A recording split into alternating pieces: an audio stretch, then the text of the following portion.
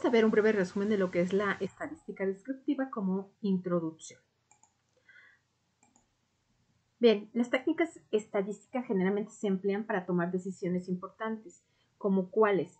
Bueno, sabemos que las decisiones se toman en la industria, ¿verdad? En la industria tenemos generalmente procesos en los cuales se involucra pues resultados, y estos resultados hoy en día de alguna manera requieren, por ejemplo, las circunstancias que estamos viviendo de pandemia han requerido que los desarrolladores, lo que están dedicados a lo que es en área de investigación y desarrollo, pues aceleren, ¿verdad?, los resultados, pero estos resultados deben ser resultados correctos para tomar decisiones acertadas. El hecho de sacar vacunas es porque se ha acelerado y se han obtenido resultados favorables, pero también las decisiones están en los negocios, podemos verlos. En los negocios hay que tomar decisiones, hay que ver cuál es el comportamiento de ventas, de negocios, las estadísticas están a la alta, están a la baja, están a la baja, qué acciones, qué metodología debemos implementar para que mejore esta situación. Bueno, entonces va a estar siempre implícita la estadística en nuestra vida diaria, en nuestra vida profesional. Pero bueno, para poder tomar una decisión informada debemos, ¿verdad?, tener o asegurarnos que existe la información correcta o adecuada, y en caso de no contar con ella debemos reunir aquella información adicional que se requiera, pero siempre y cuando asegurándonos que los resultados no sean erróneos. ¿Por qué?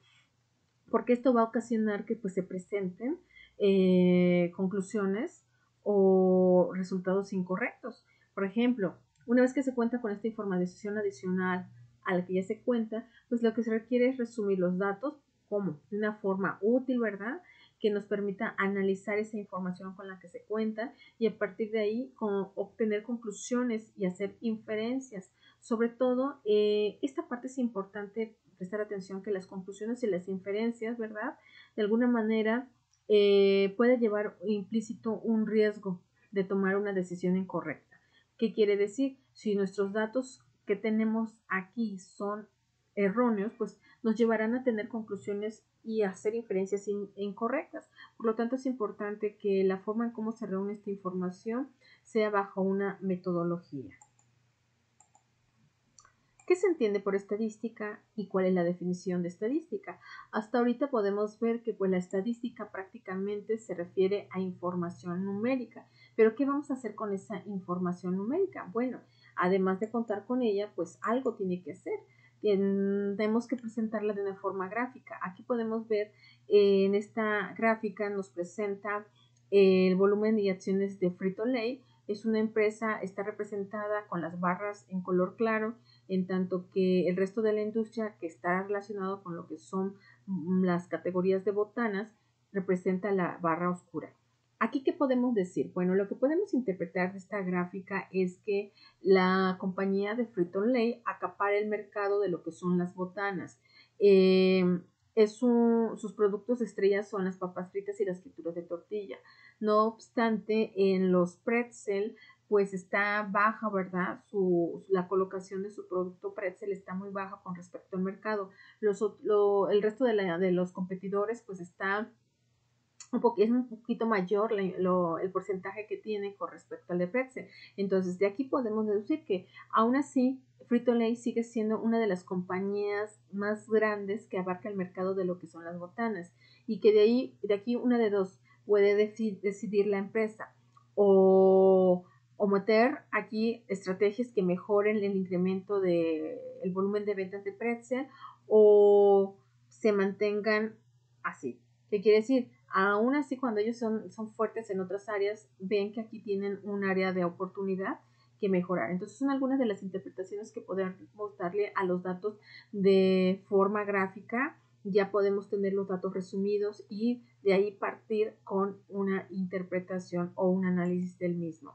Entonces, de aquí podemos recordar que la estadística es una ciencia que recoge, organiza, presenta, analiza e interpreta datos con el fin de propiciar una toma de decisiones más eficaz. Y bueno, vean bien, la estadística tiene dos variantes o dos vertientes, la estadística descriptiva y la estadística inferencial. La descriptiva consiste en métodos que nos van a ayudar a organizar, resumir y presentar datos de forma informativa.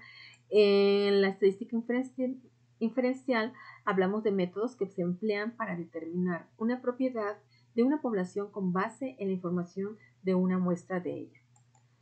Aquí podemos ver que tenemos dos conceptos, la población, que es el todo, y la muestra, que es una parte de esa población, en donde debemos asegurarnos que la muestra que se tome siempre sea bajo cierta metodología y no sea una muestra manipulada.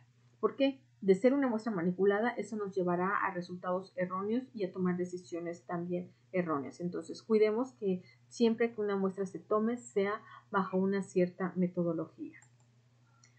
Aquí podemos tener el siguiente ejemplo. Nos habla de que una empresa de publicidad con sede en Atlanta solicita a una muestra de 1960 consumidores que probaran un platillo con pollo recién horneado por Boston Market. De las 1960 personas de esa muestra, 1176 dijeron que comprarían el alimento si se comercializaba. Tenemos dos interrogantes.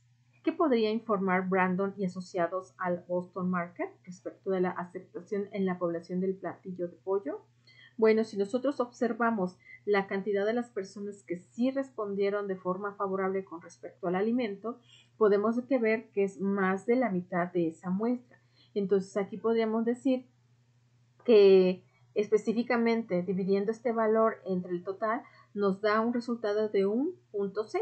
Y si lo convertimos en porcentaje, diríamos que el 60% de los que contestaron dijeron que sí comprarían ese alimento, ¿verdad? Si se comercializaba. Eso es lo que ellos podrían informar. Sin embargo, aquí nos hace otra interrogante. Con este ejemplo nos pide, ¿se está hablando de una estadística descriptiva o de estadística inferencial? Bien, con base en los datos, la que está partiendo dice que se habla de una muestra y de cual se está observando que más del 50%, específicamente el 60% de esa muestra comprar el alimento, estaríamos aludiendo a la estadística inferencial, porque la estadística inferencial dice que nos hace referencia a que abordamos o determinamos propiedades de una población a partir de una muestra. Bien, ahora, los tipos de variables. Tenemos dos tipos de variables, la cualitativa y la cuantitativa. La cualitativa prácticamente nos va a dar resultados, ¿verdad?, de tipo etiqueta, de tipo textual. Por ejemplo, si te preguntan cuál es la marca de la computadora, pues podemos nombrar todas las marcas posibles que hay en los estados civiles. Entonces, al preguntar cuál es tu estado civil, nos generará como respuesta una etiqueta, soltero, casado o viudo. ¿Okay? Bien, aquí en el caso de las variables cuantitativas, generalmente va a ser el resultado de forma numérica, pero ese número puede clasificarse como una variable discreta o una variable continua. Decimos que es una variable discreta, ¿verdad?, de tipo cuantitativo. ¿Por qué? Porque el dato generalmente se representa por un número entero, además de que este no tiene una continuidad, a diferencia de los datos cuantitativos. Los datos que provienen de tipo o se consideran como continuos generalmente son datos que se obtienen a partir de instrumentos de medición. Además, estos datos presentan valores enteros, pero también decimales o fraccionarios. Aquí podemos observar, por ejemplo, el peso de un estudiante. Para poder pesar un estudiante requiere de un instrumento de medición. Para poder determinar el monto del impuesto sobre la renta, pues este se determina con base en el monto en el que se obtuvo los ingresos. A mayores ingresos, mayores impuestos. Y aquí, en el caso de los datos de tipo discreto, mencionábamos que son datos que solo se contabilizan. Por ejemplo, en una familia podemos ver cuántos hijos hay en una familia. Aunque se tengan dos hijos mayores y uno pequeño, no podemos decir 2 hijos y medio. No, son 2 o son 3 hijos, ¿de acuerdo? Entonces aquí prácticamente es muy puntual, es un valor entero. Esta es la parte que tenemos que ver. En una casa, ¿cuántos televisores hay? Sí, puedo tener un televisor grande y uno pequeño. No digo tengo 1 y medio. Tengo 2 televisores. ¿De acuerdo? Y bien, ahora, los niveles de medición. Los niveles de medición son 4, el nominal, ordinal, intervalo y de razón. Los niveles de medición nominal son aquellos que solo se van a clasificar. No hay una jerarquía para organizarlos. Por ejemplo, la marca de automóvil, no porque una marca tenga mayor prestigio, pues va a ser más importante o a la hora de ordenar, de presentar, simplemente se ordenan las marcas que se obtienen, pero no tienen una relevancia. En cambio, en los niveles de medición ordinal, los datos se ordenan dado que tienen una jerarquía o una importancia. Por ejemplo, los números de lista de los alumnos en una clase se ordenan en orden alfabético, hay un orden.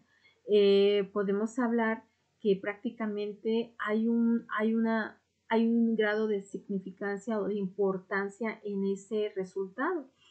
En el caso de los niveles de medición de intervalo, habla de que los valores tienen una diferencia significativa entre ellos. ¿Qué pasa con la temperatura? No es lo mismo decir que tiene una temperatura corporal entre 33 y 35, 36 grados a una de 37 a 40. De 33 a 36 tenemos 3 grados.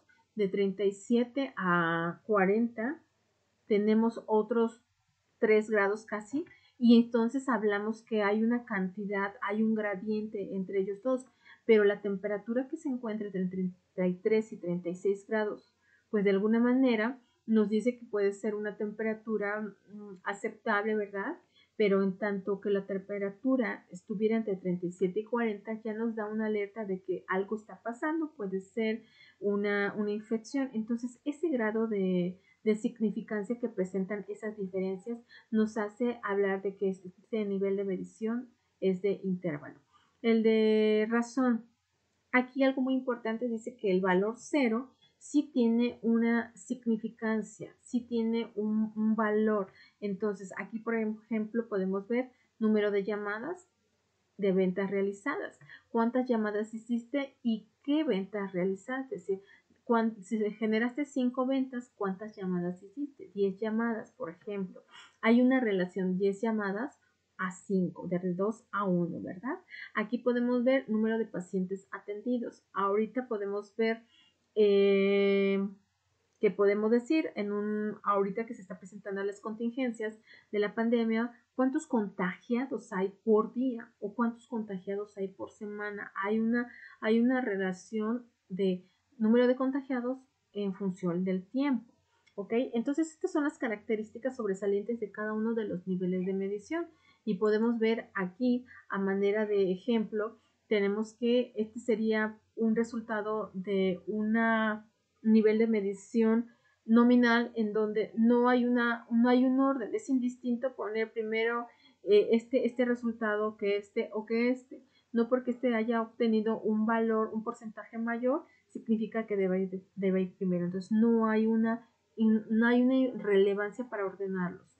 En el caso de los niveles de intervalo, perdón, de ordinal. En los ordinales, pues sí que mencionaba, aquí los datos se ordenan porque ya hay una jerarquía, ya hay una significancia en ellos. ¿Por qué? No es lo mismo, aquí en este caso es un sistema de seguridad en donde nos alerta y que podemos decir, no es lo mismo tener un valor que se encuentra en verde que uno en rojo. El rojo tiene una gran importancia. ¿Por qué? Porque nos está alertando de una determinada situación. Este sería un ejemplo para nosotros en el caso de Morelos, de los municipios que están cercanos al Popocatépetl. Tienen un semáforo en el cual nos indica el sistema o el estado de alerta en el que se encuentra el Popocatépetl. En el caso de los de intervalo, aquí podemos observar que tenemos un ejemplo de lo que es la talla. Podemos ver que va en un gradiente de 2 en 2 y que a medida que incrementa, pues esta relación tiene que ver, ¿verdad?, con el aumento de la complexión corporal dada la talla que se presenta. Y con el nivel de razón, aquí se puede observar que tenemos los salarios tanto de padres como de hijos y podemos ver que esta relación que nos da nos hace ver que aquí el salario del papá es 2 veces o es el doble que el del hijo, este es 3 veces que el del hijo y este es la mitad que el salario del hijo. Entonces, de esta manera podemos ver que el nivel de medición de razón hace referencia a que hay una razón de una variable con respecto a otra variable y aquí no los ha dado. Pues bien, hasta aquí lo que son los tipos de variable y los niveles de medición.